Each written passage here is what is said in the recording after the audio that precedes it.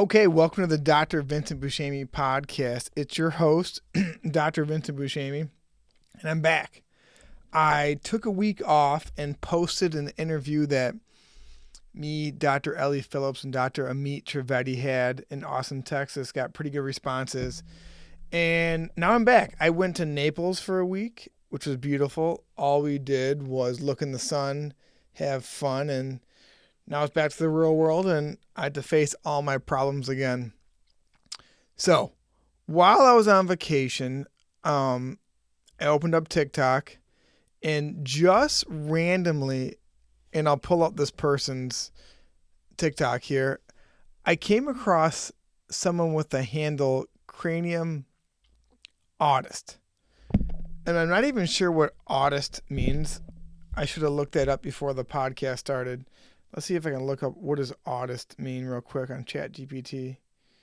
What does autist mean? So, autist means, a shorthand or informal way of referring to someone who has autism.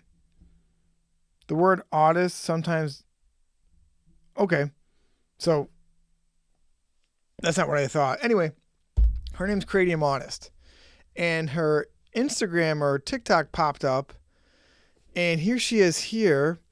Osteomyotropics, not advice, info only. I love how everyone says on their TikTok, for educational purposes only. I think you can still get sued. It doesn't matter. This is for educational purposes only. Anyway, a video of hers popped up that said, or showed, she talked about getting orthodontics when she was a kid and then immediately developing scoliosis. And I've never heard that. I've heard getting orthodontics and then getting TMJ pain. I've heard of getting orthodontics and now like my neck hurts, or orthodontics, now my mouth feels foreign. But after 11 years of private practice, 4 years of dental school, lots of education, mentoring, being a mentee, I've never heard someone say scoliosis and braces. So I had to look into this. So there's two things on the screen here. One's a picture of her that has 30,000 views. I think that one talks about scoliosis and orthodontics. And by the way, I reached out to her to see if she wanted to be on my podcast, and she never got back to me. And then her second little TikTok thing here is her and someone named Ken Lever, maybe. And he owns a company called Revive, which we'll get into in a second, that I tried to get a part of their discussion on Substack, and a few people did respond. And the whole idea with Cranium Autist, Ken Lever, and again, these are not dentists, and I'm not saying you have to be a dentist to know anything about anything, but their whole thing is that there is a one-to-one correlation between your jaw alignment, your cranial development, and your health. And if you listen to my last podcast, I went over that book, Jaws, A Hidden Epidemic, where an orthodontist, Sandra Kahn, talks about how our faces are shrinking. And Mike Mew talks about this, and it's very clear. It's not a opinion. It's very clear in the archaeological evidence that our faces are shrinking. And the hypothesis is that we suffer health-wise because our faces are shrinking, our airways are pinched, our jaws are out of line. It's a big deal. Anyway, Ken Lever takes this to another level and says that exercise doesn't matter. Well, we'll get into that in a second. Okay, so Cranium Autist, this girl says there was a direct correlation in her life between getting braces and scoliosis. So I had to dive into the rabbit hole. This is crazy. ChatGPT now has a new feature where you can write a sentence and have them create an image based off what you're writing. And I wrote, please create a rabbit hole. And this is the rabbit hole. So I dove into the rabbit hole because I really wanted to see if there was a scientific recording or anything in the literature based on orthodontics and scoliosis. But first, let's go to Ken Lever. And I don't know him. I barely looked into him. All I've done is watched 1 hour interview with him and kind of went through his Substack. He believes that the only thing that matters for health is your jaw relation, is your occlusion, is your oral facial health. Basically, how your face develops and how your jaws relate to each other.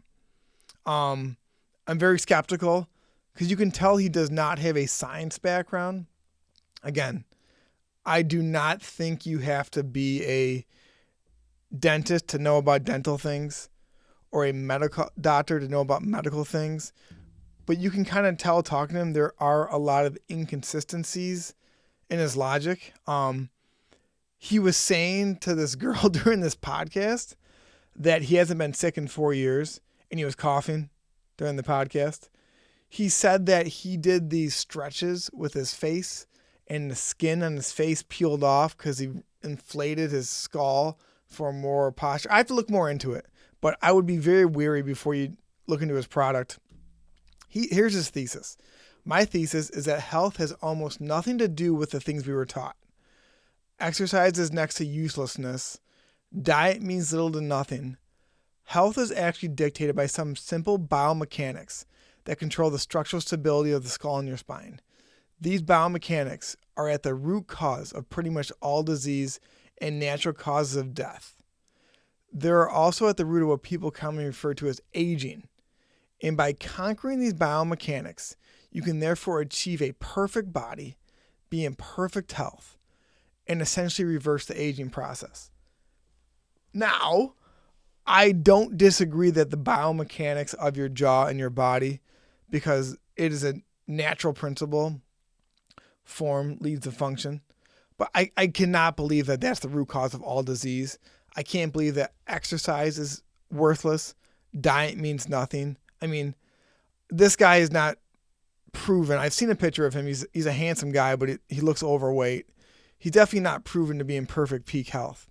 And what's crazy, it goes, sounds hard to believe.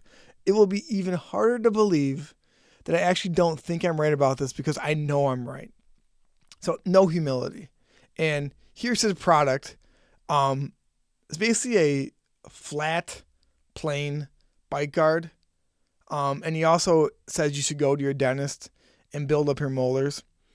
So we have to dive further into him. But the reason why I'm talking about this is because as a dentist that works on people and changes people's occlusion all the time, I need to know, am I doing something that is promoting full body health or doing something that's hurting full body health? Because sometimes you just don't know.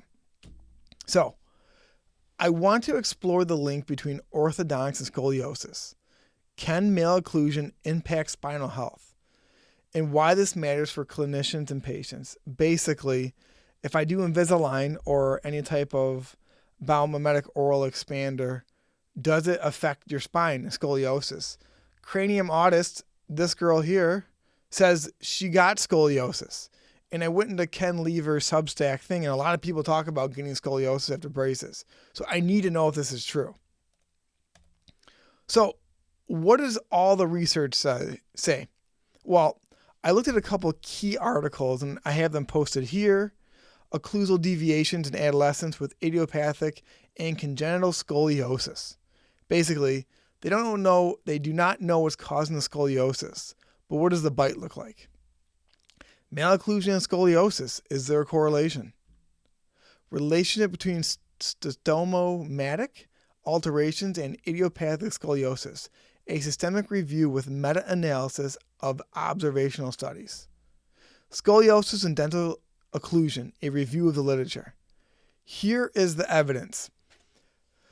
Idiopathic scoliosis patients, so patients with scoliosis that they don't know what's causing it, have a twice as likely to have a class 2 or crossbite. So if you look at me in my recording, your bite, if your top teeth are way over your front teeth, that's class 2. And a crossbite is if your top teeth are behind your bottom teeth. That's a crossbite. People with scoliosis are twice as likely to have that type of crossbite.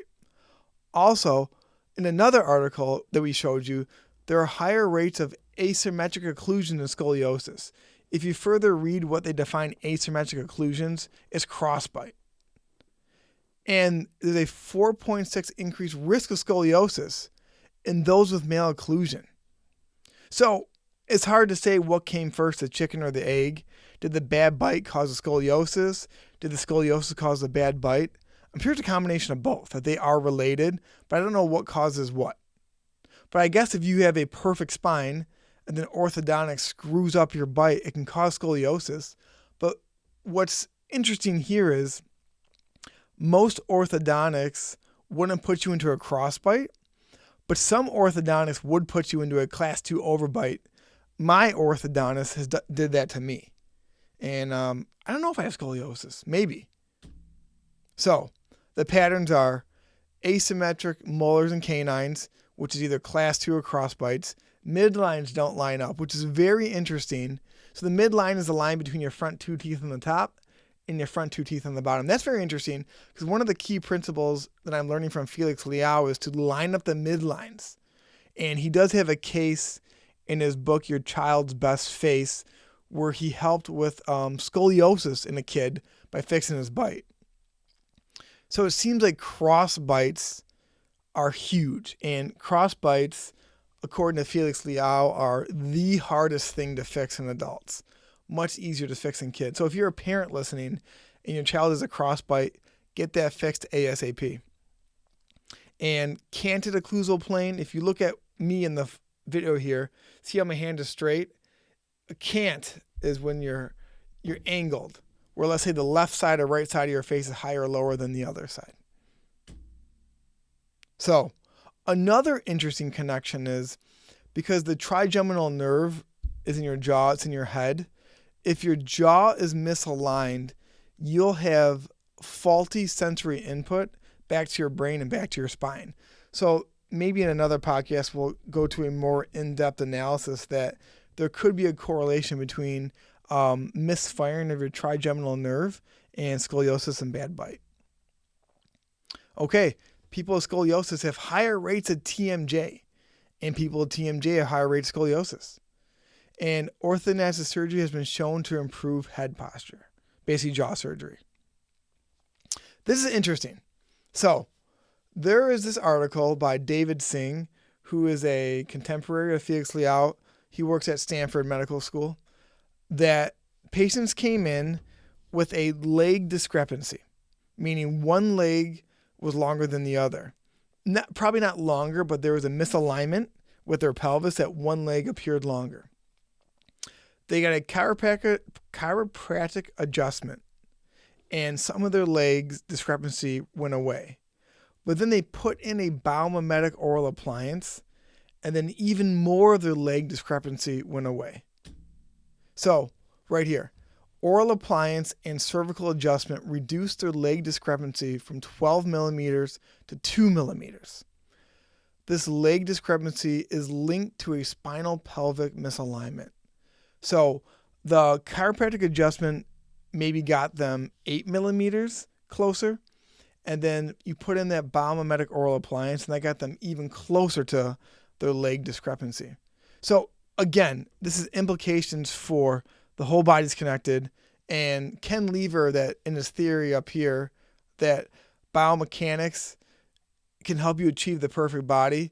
He's not wrong that biomechanics can lead to improper form and lead to aging and disease, but I don't think that's the only part of it.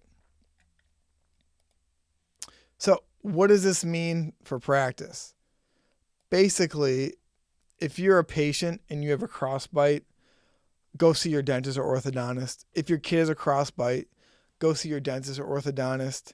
And maybe if your child has scoliosis, explore correcting their bite. However, I will say that if a dentist tells you they're fixing your scoliosis, they are practicing outside their scope of practice. All a dentist does is work on teeth and work on how teeth come together. And then that can affect other parts of the body, but they're not treating other parts of the body. When I do airway orthodontics that improve sleep apnea, I'm not treating sleep apnea. I'm just treating the occlusion. So, what are the takeaways? The evidence shows there is a strong link between a bad bite and scoliosis. And also, the way your jaws are aligned, there is a neuromuscular pathway that could lead to balance issues.